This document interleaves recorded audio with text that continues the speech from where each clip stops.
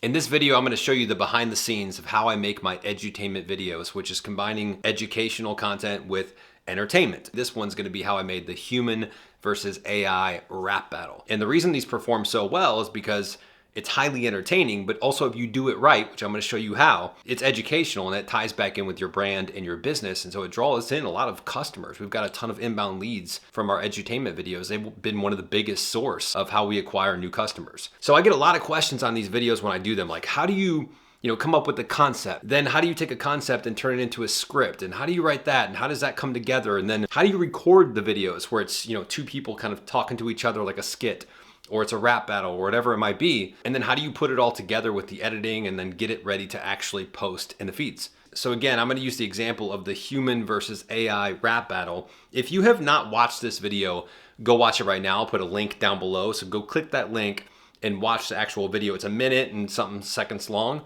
but it'll make sense. If you watch that first and then you come back to this, you'll be like, cool, because you'll get to see the end product or content video. And then you'll come back here and be like, I see what he was doing there. I see how he got there. I see how this was done. Here's the premise, okay? And let me just give you the concept part first. This is why I came up with this idea. Because ideas have to flow in from somewhere. And ideally, it's things that your customers are talking about, they have questions on. Maybe it's a hot topic right now. This honestly kind of fit all of the above. A lot of people have been talking about, myself included, on LinkedIn, on TikTok, about AI and how it fits in, artificial intelligence, and how it fits in with the role of a content creator or the role of a company trying to grow their brand on social, trying to market their business, create sales opportunities, whatever it might be. AI can do a ton of different things. I'm just staying within the kind of the business world for a second, marketing world for a second. But people have been talking about it. And what always comes up is like, is it going to take over human jobs? Are we not going to have content writers anymore? Is it going to start editing our videos for us? Like, what is it going to do? Do we even need content creators? It's got all these conversations that have started. And they're all good conversations that we should have because there's a lot to unpack here.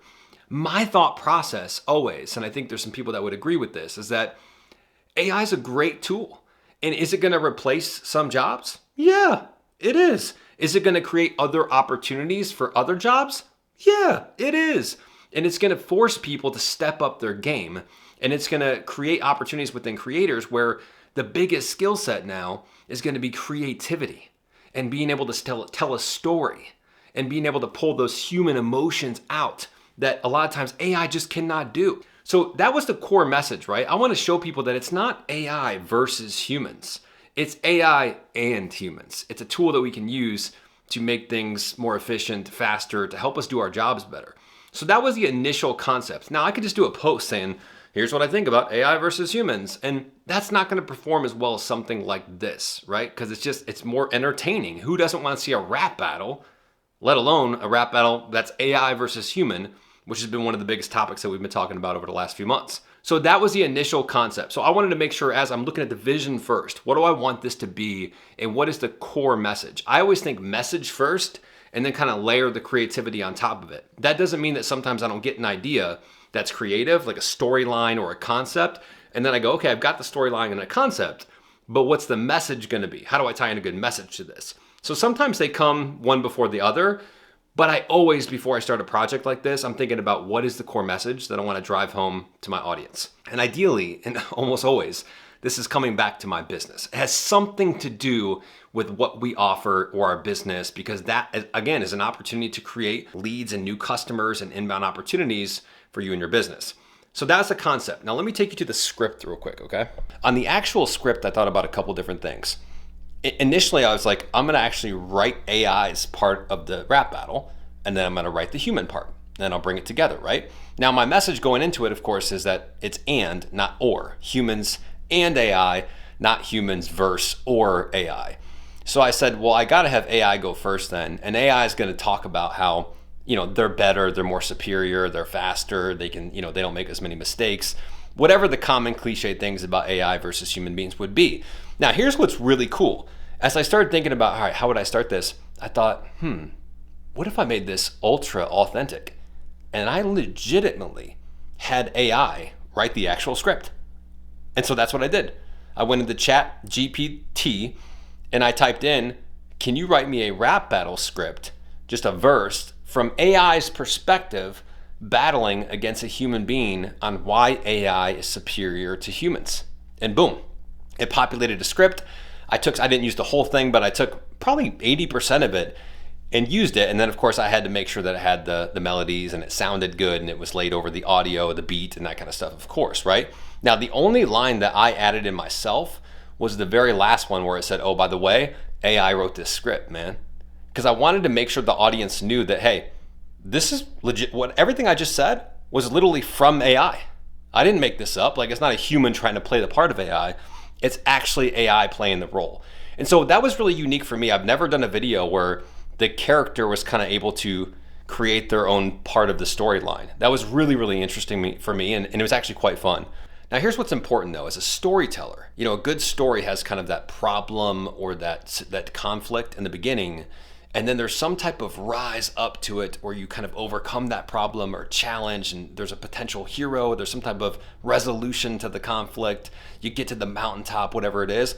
I wanted to create that type of feel. And I thought if AI just does their verse and then it goes into the human, you don't really get that climatic kind of problem feel, right? So in the middle of the rap, after AI finishes his or her verse, I went to a little bit more dramatic music and I wanted to play like, man, this is the end of humans. Like, AI is taking over everything, taking over jobs. It's, we're not gonna really have a place here anymore.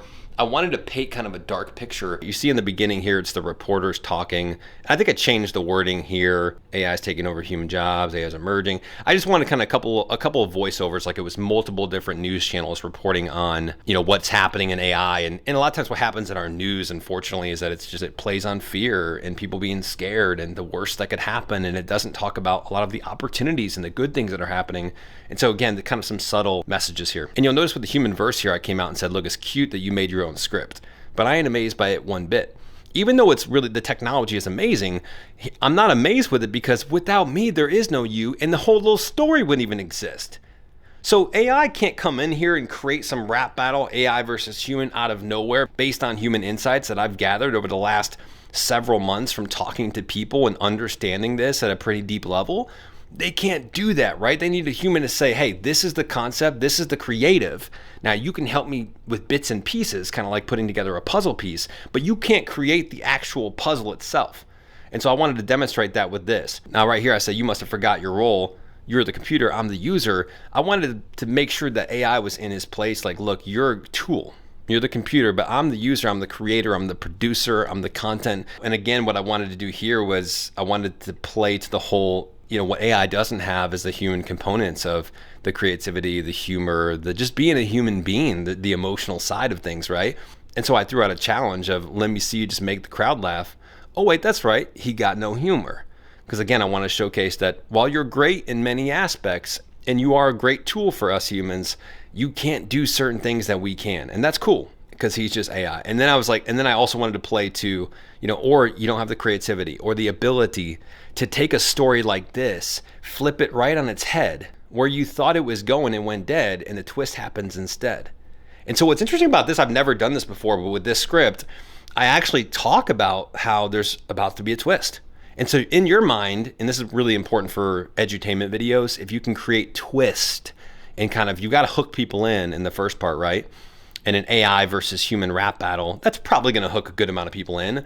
But what really is interesting, what the great creators can do is throw a twist on the end, similar to how you would watch a movie. And if you know exactly how the movie's going to end, it's not as exciting. There's not a curiosity gap that exists there. But if you have something where you start telling the story, but we're not sure how it's going to end, or something comes up and you go, oh shit, I didn't expect that. Well, it just gets 20 times more interesting. At this point, I'm also thinking about how the video is going to be structured. So you'll see here, I put a title up top. I need to make sure that people know right away in the first, millisecond that this is a rap battle and it's AI versus human. And I also was not going to wait or pause or have the music kick in the beginning. I'm going to do it right away because again, I want to hook the audience in. Subconsciously what's registering in their mind is that AI versus human, it's a hot topic. It's a big time buzz right now. So they're interested from that standpoint. Anytime you pair two things versus each other, it's always interesting. It's why we're so fascinated with sports and gaming and things like that. It's who's going to win. What's going to be the outcome? And then on top of that, it's rap, which is obviously a big part of music. And so for those reasons, I think this will do well. So at this point, we're ready to film the video, and I'm going to get into sort of the technical aspects of actually filming this video and then getting it to editing. All right, so we just recorded the video. I'm gonna give you guys the quick behind the scenes look of two things. One, the equipment and the setup, and then two is how I actually filmed the video, because I get a lot of questions on this. Now the lighting and stuff might look a little bit different now because I moved some things around since I actually shot the video, but most of it's still here. So what I've got in terms of equipment and setup is this. One, I've got a 3-point lighting system, which means I've got 2 side lights kind of almost pointing towards the green screen, not necessarily me, just to make sure this is lit up and there's no shadows, there's not as many shadows. And then I've got a Lume Cube ring light right behind this camera here. Now, I did film vertically for this one because, not this video itself, but the actual rap battle, AI versus human rap battle. I filmed it vertically because I was only going to create a vertical video from it. And if that's the case, you just want to shoot vertically.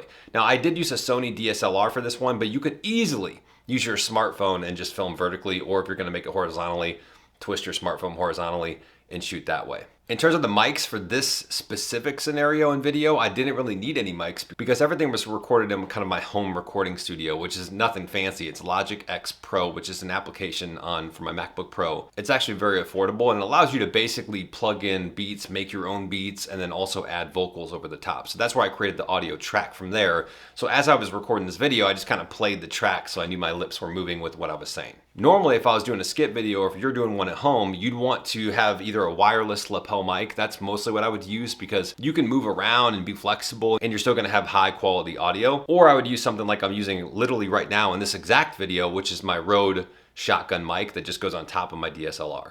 But again, all videos, if you wanted to use your smartphone, perfectly fine. I did that for years. Now, the last piece of equipment is this green screen right here. Again, I could put links in the body of the message, but it's a simple green screen that just folds up and down. So I could probably do it behind here and they could kind of rotoscope me or green screen me out, but you really want a well-lit green screen if you're gonna make videos where you wanna change the backgrounds or have it look unique or have a different style, or you want to put 2 people in the same room together, then you would need a green screen, which originally that's what I was going to do. So you don't necessarily need a green screen. I would say probably don't use a green screen in most cases, especially if you're doing a skit video. If you can use an office or home office or a real life type environment like outside, those are actually better in my opinion than using a green screen, because a lot of times with green screens you can tell the background's fake. Now, in this case, I kind of wanted to use it to be more flexible given that it was a rap battle. I wanted to be more flexible with where it could take place. And I also wanted to make sure that both characters in editing, it wasn't the same exact background because that would look kind of off, but you could tell they were in the same room, right? So it's like if you're in the same building or room, if 2 people are talking, you're recording them, each one of them has a little bit of a different background, but you can tell it's the same room. And so that's the same effect we wanted here. And then I'm just gonna go through the script and I'm gonna film both characters, or if it's a video with 3 or 4 characters, I'm gonna film each character at a time. Now, how I do it is this. I record the longest character, the hardest one, the most challenging one first. And the reason I do that, I go all the way through for a couple reasons. One, I want to get the most challenging part out of the way first. It's just how I roll. 2, it allows me to stay in character a lot better when I do one continuous character all the way through. I can kind of experience the character, a little bit of the arc of the character, the emotions of the character. It's a lot easier for me than going back and forth where you're constantly switching in and out of character. And lastly, I do it because it's just more efficient to do it that way. When you're going all the way through on one character, you don't got to go back and forth and change gear and shirts and then refilm and then do this. And so just do one at a time and then move on to the next character. I just let the video run the entire time. There's no point of doing multiple different videos. Just let the camera run, let your smartphone run, and do it all on one video, because then either you or the editor can go through and just easily trim that up. It's not a big deal at all. This was what I used for the AI, and it was important for me to really try to make, I think really deeply about these videos. I want to make almost like a mini movie with the script and the way they're shot and the way they're edited. So I thought about what would AI look like, and initially I was just gonna do me and have a different shirt. And I'm like, it feels too human though. So what I did is I found this mask. I just used this and I basically just blacked out the white part on here so it looked a little different than the Squid Games. To go deeper, I was like, I don't really want much skin showing. So I wore a hoodie. I kind of used the hoodie to go over top, long sleeves so it was less skin, again, less human-like. And then for the human, I just did a backwards hat with a short sleeve so you could see my skin. It's actually this exact shirt. And the backwards hat just symbolized kind of rebellious, fighting against the machines, kind of the good versus evil. I wanted to kind of give that rebel type feel to it. So all we do from here is we film both of the characters' parts, we get it all the way done, we make sure it's good, we double check it, and then from here we get it into editing. I'm not gonna break down the step-by-step editing piece because that's not my expertise and it's not what I teach or would have my clients do. We would hire outsourced editors to come in and do that for us, and that's part of the service that we provide. Let the pros do what they do best, and you stick to what you do best, which is create the actual content. All right, so we just got the video back from editing and post-production. There's a couple very important things I want to highlight here because literally it can make or break your edutainment video. The first thing is when you edit these kind of videos and you have them in post-production,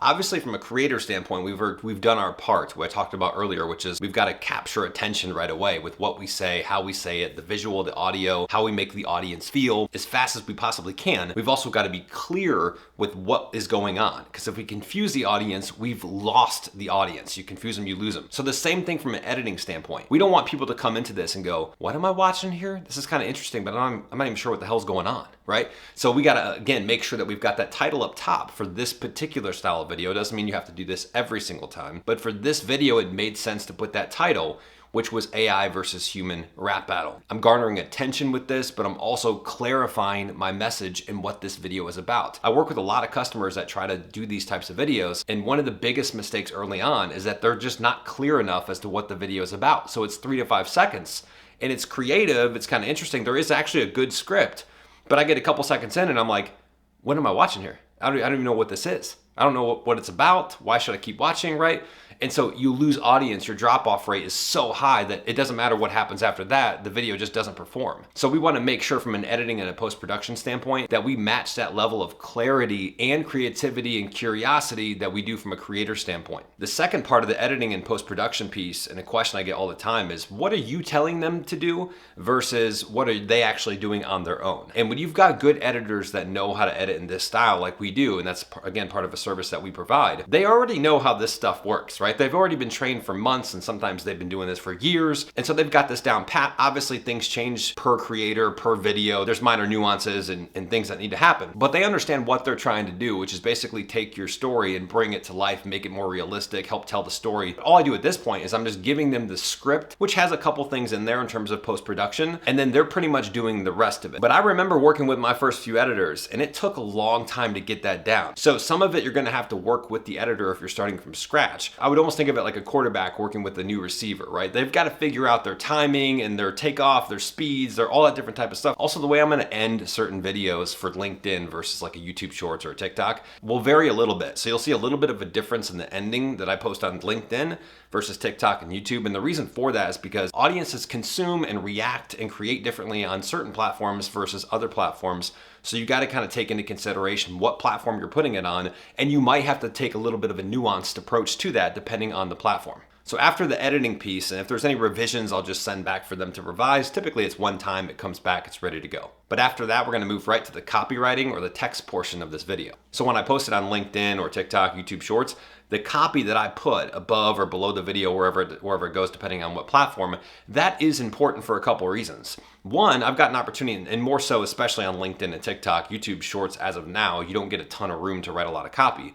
But on LinkedIn for sure, and TikTok for sure, you got a good amount of opportunity to write some good copy. Now, what this copy should do is two things. One, it should support your message with the video, right? You don't want to write copy on something totally different than what the video is on, or you don't want to just like strictly plug your services right there. You want to write engaging copy. Almost that copy could stand alone even if there was no video. The copy would be interesting enough to stand alone. And secondly, you've got an opportunity to subtly plug your business and what you do. What I love about the copy aspect now is I've got flexibility to tie different things in there that maybe I couldn't fit in the video, or maybe that I felt like didn't make sense to have in the video, but now I can put it in the text. So that could be me adding to the story, adding more supporting points. I could sneak in that subtle promotional line or two, or if you want, you could be really direct at the end of the post. It just depends on your style. I'm also being mindful of SEO and key search terms that are popping up when people search on LinkedIn, Google, YouTube, TikTok. So it's not that you want to base your entire copy of like, oh, just a bunch of keywords, but make sure that the right keywords are in there. You're using hashtags that will be appropriate for when people search these things, because that stuff does matter as more people start searching via video. Now, let me just say a couple other things about these edutainment videos. This is not how I create all of my edutainment videos. So I don't want you to watch this and go, oh my gosh, I have to do all of this to create one video. Well, first of all, that one video could transform your business. That one video could be a $250,000 deal. It could be a $1.5 million deal. Now, I'm not saying that one video is gonna change everything for you, but I'm saying if you do this consistently enough over time, that one video could just pop, but definitely the accumulation of these videos has a massive and tremendous impact on your business. With that being said, I do not follow this process for every single edutainment video. There are some that are just more simple that I think of off the top of my head. I pull out my phone, I record it in 15, 20 minutes, and boom, that's it. So I say that because it's important that you focus on progress, not perfection. If you're just starting to make these videos, you're probably not gonna go as elaborate as this one is for your very first video. You can easily simplify that or take things out that you don't want to put in there, cut some things out, add some things, because you've got the knowledge, you've got the know-how. And as always, if you've got any questions on any of this stuff, drop them in the comments and I'll jump in and answer them. Oh, and make sure you subscribe so you don't miss the next video.